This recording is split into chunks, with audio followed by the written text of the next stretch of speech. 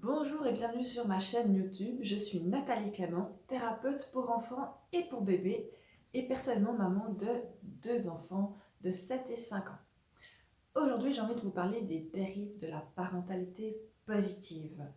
Donc je sais que c'est un terme fort de parler de dérive et je ne suis pas là du tout pour critiquer la parentalité positive. Au contraire, c'est ce que j'essaye d'appliquer au quotidien avec mes enfants et je trouve absolument incroyable et formidable toute l'avancée qui a été faite dans les neurosciences, etc., tout ce qui a été prouvé maintenant sur le fonctionnement des enfants. Pour moi, les dérives viennent plutôt d'une certaine incompréhension de ce qui est transmis par les ponts de la parentalité positive, bienveillante, créative, etc. Ce que je constate, c'est qu'actuellement, grâce à la parentalité positive, par tout ce courant-là, on sait maintenant que les enfants, c'est des êtres à part entière avec des besoins autres que juste manger, dormir, être changé. Il y a également des besoins de stimulation, des besoins affectifs qui sont énormes. Et maintenant, on a vraiment conscience de ça. Et de plus en plus, les parents ont envie et soit font tout ce qu'il faut pour répondre à tous les besoins de leurs enfants. Et pour ça, c'est génial, c'est une énorme avancée au niveau de la parentalité, d'être conscient à ce point-là des besoins de nos enfants et de leurs besoins surtout de nous, parents, pour y répondre parce qu'ils sont incapables de répondre à leurs propres besoins lorsqu'ils sont tout petits et ils l'apprennent progressivement. Par contre, souvent, lorsqu'on parle des besoins de notre enfant, on va tout faire pour y répondre, ce qui est génial. Ça va appliquer de l'allaitement à la demande, ça va appliquer du cododo, ça va appliquer de l'éportage, ça va appliquer toutes sortes de choses comme ça maintenant qui sont vraiment très à la mode et très positives pour nos enfants. Avec tout ça, on est parents à 100%. Lorsqu'on a la volonté de répondre aux besoins de notre enfant, ça prend une place énorme dans notre quotidien parce que notre enfant a continuellement des besoins et nous essayons continuellement d'y répondre au mieux. Donc avec ça vient le rôle parental qui prend une place énorme dans notre quotidien et on n'est pas forcément préparé à ça avant d'avoir des enfants.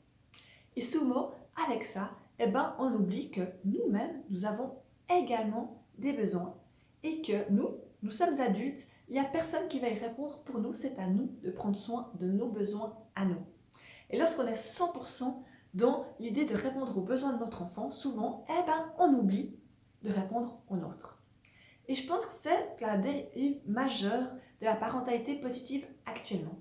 C'est qu'on veut tellement être des bons parents avec toutes les connaissances qu'on a actuellement, qu'on oublie qu'à côté d'être parent, on est également d'autres choses. On est également une personne à part entière, avec des besoins, avec des émotions, et il faut prendre soin de tout ça nous-mêmes, parce que nos enfants ne vont pas prendre soin de nous.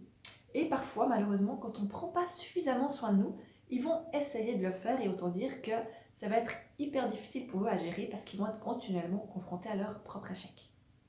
Donc ça, c'est quelque chose que je vois très fréquemment lorsque des parents viennent en thérapie avec leurs enfants.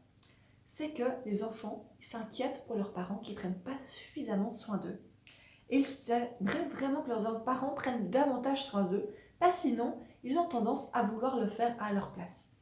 Et vous pensez bien qu'un enfant, un bébé de quelques mois, ou même un enfant de 4, 5 ou 6 ans, n'est pas capable de prendre soin de son parent, c'est à lui de le faire. Et on entre vraiment dans une sorte de cercle vicieux.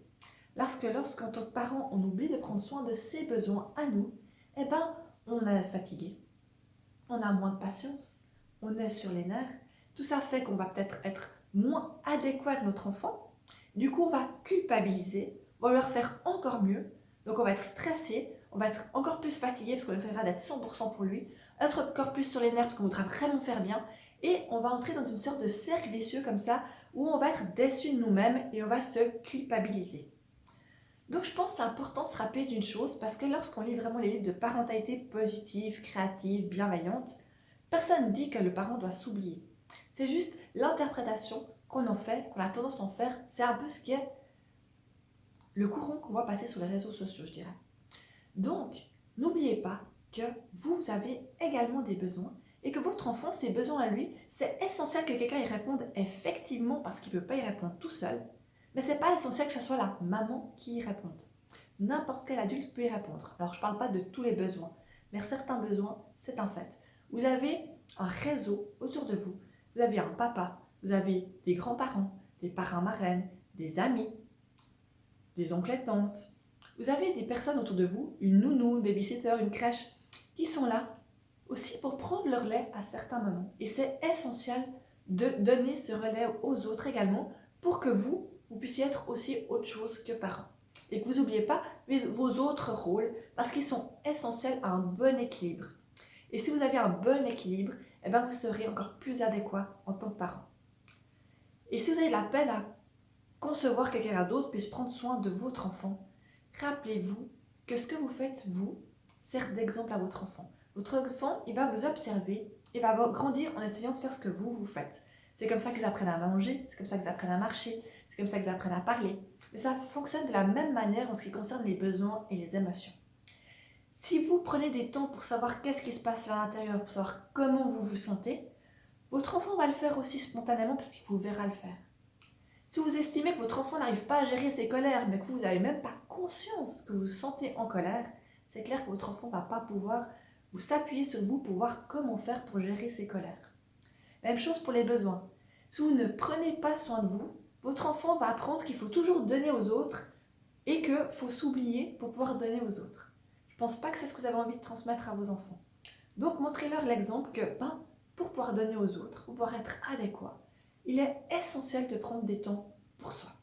J'espère vraiment que cette vidéo vous la comprendrez. Ce n'est pas une critique de la parentalité positive, c'est pour moi juste faire attention aux dérives qui peuvent aller avec.